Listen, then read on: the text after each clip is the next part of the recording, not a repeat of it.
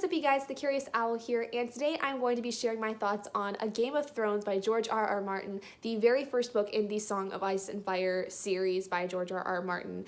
This is a series that I have been wanting to read for a very long time because everyone and their mother had told me that they wanted me to read it, and it was finally picked for my October TBR pick for October, and then I didn't get to read it in October because things got a little crazy for me, so I pushed it off to this month in November, and as of today, on November 25th, I finally finished the book, and I really wanted to share my thoughts with you guys on it because I actually enjoyed it a lot more than I anticipated. It was something that I didn't think I was going to enjoy because I thought that George R.R. Martin was going to be a lot harder to understand with the fact that he builds his stories a lot on politics and on families, whereas somebody like Tolkien was more interested in the overall world of fantasy, like with the Shire and Mordor and things of that nature. But I was greatly surprised how much I loved so many of these characters within this book, and I made it so that if I really enjoyed this one, I would try to immediately get into the second book.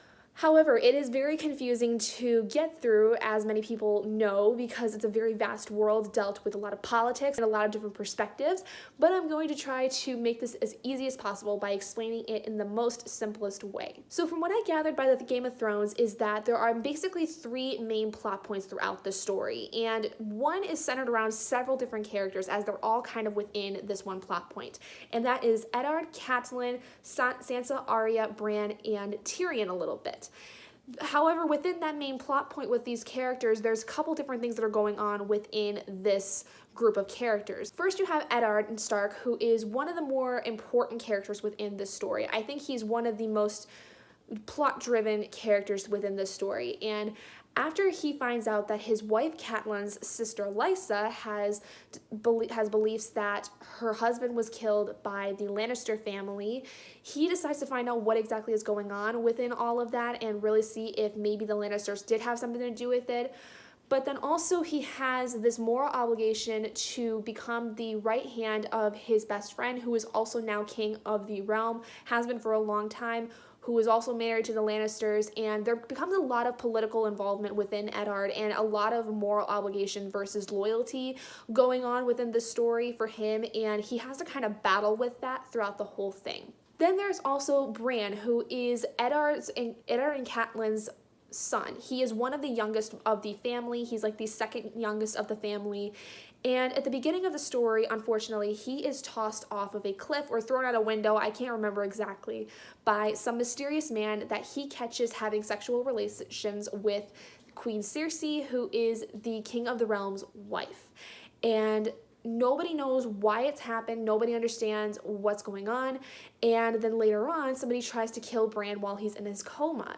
And that sparks a whole other story with Catelyn, but also leads to this story of Bran while he's in this coma, who finds out a lot of interesting information dealing with fate and different ideas, and he's starting to realize that there's more darker things going on within this world than just the politics and just the fight for the Iron Throne, which is being fought over by all of the kingdoms within Westeros. The Stark family starts to believe that the Lannister family may be more cunning and bloodthirsty than they were led to believe, because the person that tries to kill Bran has a dagger belonging to one of the Lannister people named Tyrion, and that leads the next character, Catelyn, into taking him prisoner and trying to find out why the Lannisters are trying to kill her son and if there's anything else going on. And that's kind of the only really big thing Tyrion has within this whole story. He's kind of otherwise just there, and there is some interesting information that is dealt with in terms of his relationship with his father and his brother and sister, and other things regarding his particular stature within the world, pun not intended, as he is a dwarf that is pretty popular within the realm because of the fact that not many people are dwarves within this world. Other than that, he doesn't really have much of a story. It's just the fact that he is the dwarf of the story and that there's some stuff going on with his possible connection to Bran's attempted murder, and the fact that he is also got this family trouble going on because he's kind of disdained for being not like his brother and sister. Then we have Catelyn Stark, who is Eddard's wife, who, like I said, is trying to find out exactly why somebody wanted to kill her son Bran, and other things regarding that, being the wife of Eddard Stark, who is trying to find out some very vital information about the kingdom and why it's going the way it is and why people are dying left and right in some mysterious circumstances.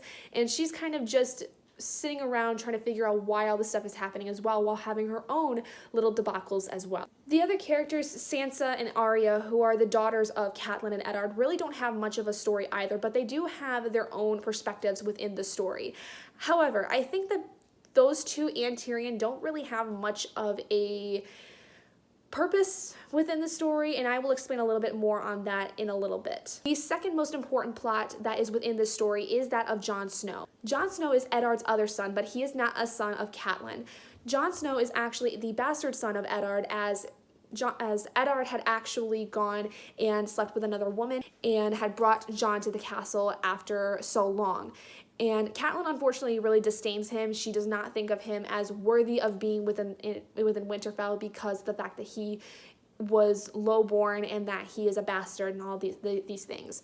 So because of his low stature, he is sent off to join what's called the Night's Watch, which is basically a bunch of outcasted men where they try to protect the wall that surrounds the kingdom of Westeros. And what he finds there is that there are some very dark things happening. His uncle Benjen, who is Eddard Stark's brother, has gone missing, and they start to realize some very dark and dangerous things are happening just outside of the wall of Westeros.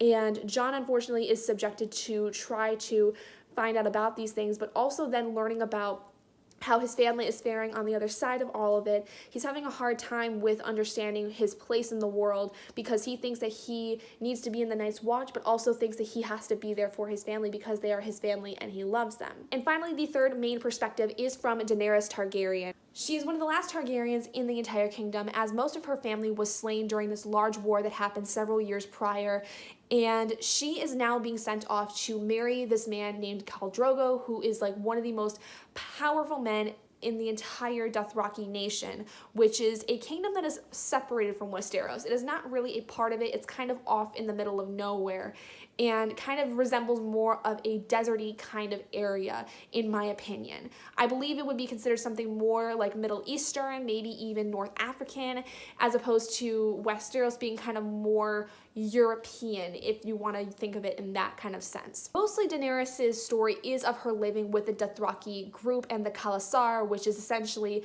the entire army that Khal Drogo has, and living within that society, and also finding out a little bit more about herself and understanding kind of her place within the world, and trying to live as what is called the blood of the dragon, where she's basically one of the last descendants of the dragons, and trying to understand her place with that and within the Dothraki nation. So those are the three main plots within the story. And as confusing as it may seem, it actually kind of works out well to think of it in that perspective, because there are some perspectives within the story that don't really seem to make sense, but there are some that actually do play well into playing into the main three plots within this entire world, as confusing as it is. Overall, the story itself was really intriguing. I think that the politics really was more interesting than I had expected it to be, because I thought that with all of these different characters in play that it would make things a lot harder to understand, but I did understand it fairly well, I think.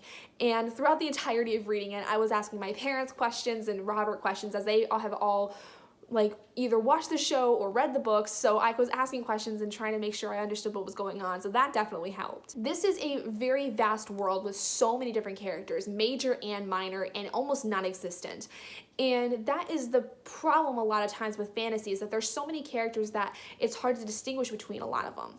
The major characters, thankfully, were able to be distinguished because they all had separate voices, they all had different ideas of what was going on, and some of the more minor characters, like some of the knights and some of the eunuchs and things of that nature, were a little harder to distinguish because they all seem to be very similar.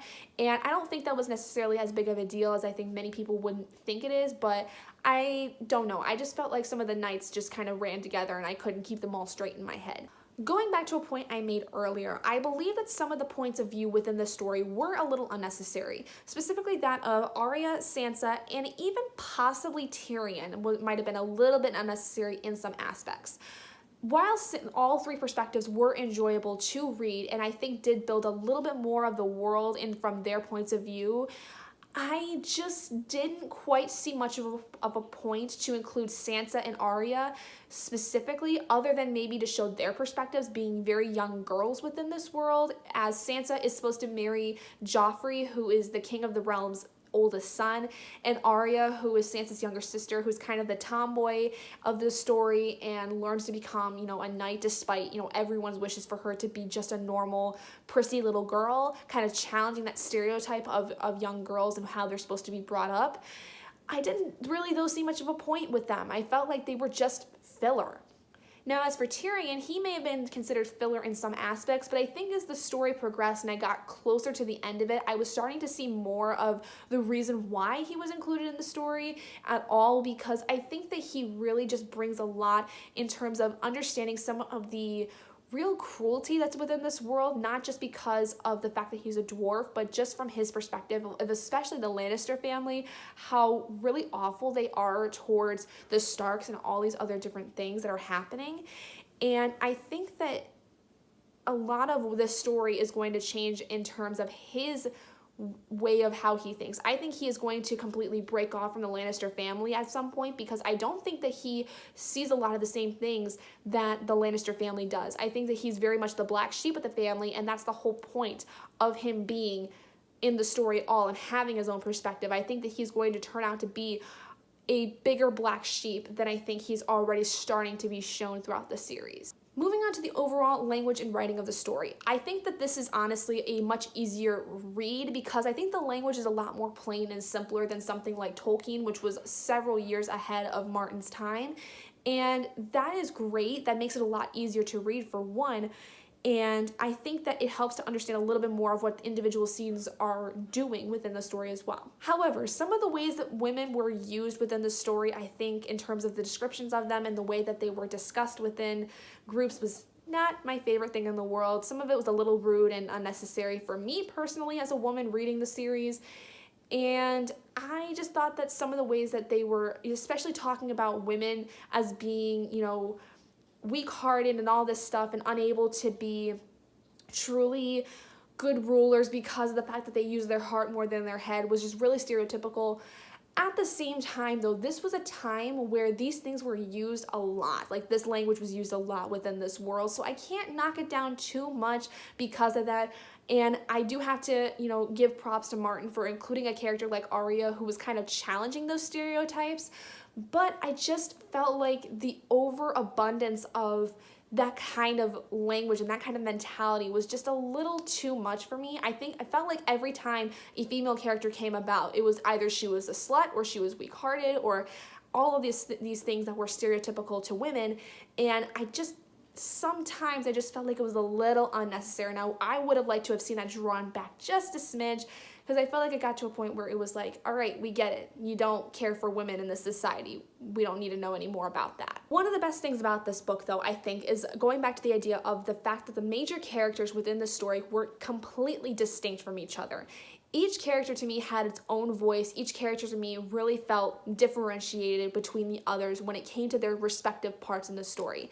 Now, this may be because I listened to the audiobook while reading the physical book for the majority of it, but I feel like that really just helped to get super in-depth with the story and get super involved with it, that I think to have read it just a physical book by itself would not have done enough for me to distinguish between the voices. And finally, moving on to the characters.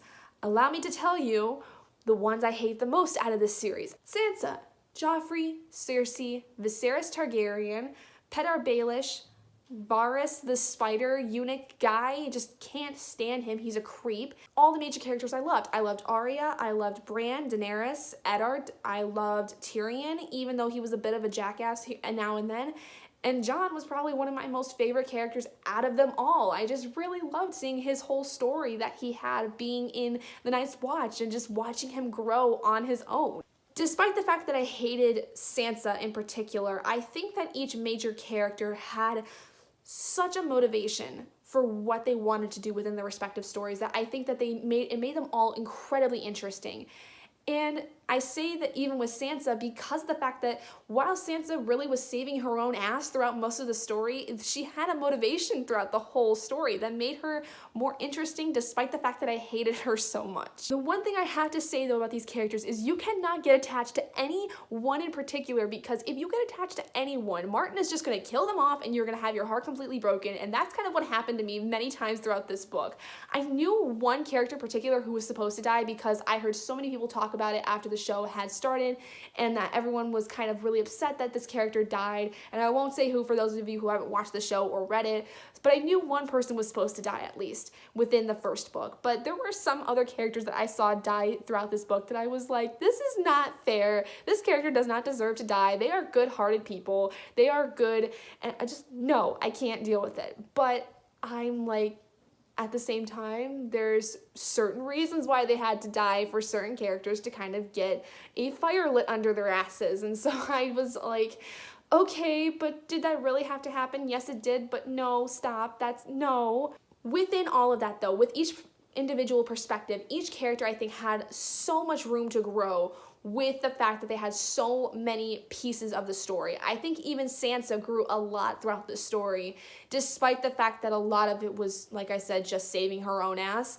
But I think that each perspective character within this book has even more room to grow throughout the rest of the series, and I'm really excited to see if they are all used, because I know some series that have multiple books and multiple perspectives, they won't use the same characters from the first book as in the second book, or they'll use some of them, but I'm really interested to see how Martin continues this story with all of these characters, and if he decides to bring in other characters later that may have had a lesser impact in the first book, because there were some characters like Theon Greyjoy that I wanted to know a lot more about. I wanted to know more about his perspective on things and how he was seeing Robb Stark getting in on the action of the story, and how Robb was dealing now, especially with becoming essentially head of Winterfell after his dad has to go to King's Landing to become the hand of the king. And there's so many other perspectives that I'm so interested in, because they all have really strange voices that I'm like, how are you dealing with all of this nonsense that's going on within this world? I wouldn't even be able to handle it if I was you. So, with all that said, I basically gave Game of Thrones a 4 out of 5 stars, because although I really did enjoy it, there were some things I was not super okay with. I felt like the perspectives, some of them were not really as needed. I felt like some of the language was a little overdone in terms of especially the treatment of women, and I just really enjoyed it, but I just felt like there was still a little bit that could have been done with it to maybe condense it from being an 800-page book, for the love of God.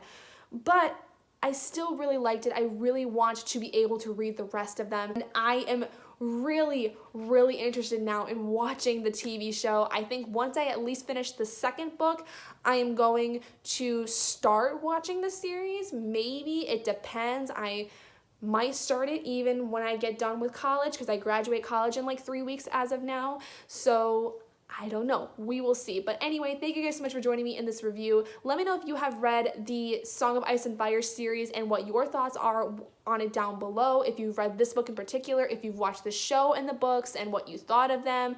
Just give me your overall thoughts on the whole idea of this world, because I have heard so many good things about it, and I want to see if my thoughts are going to continue to be good throughout the rest of the series and if I watch the TV show. So if you guys did enjoy this video, please do give it a big thumbs up, and if you're not already and you'd like to be, hit that button down below and subscribe to become an owlet in our flock, and I will see all of you guys in my next video. Bye guys!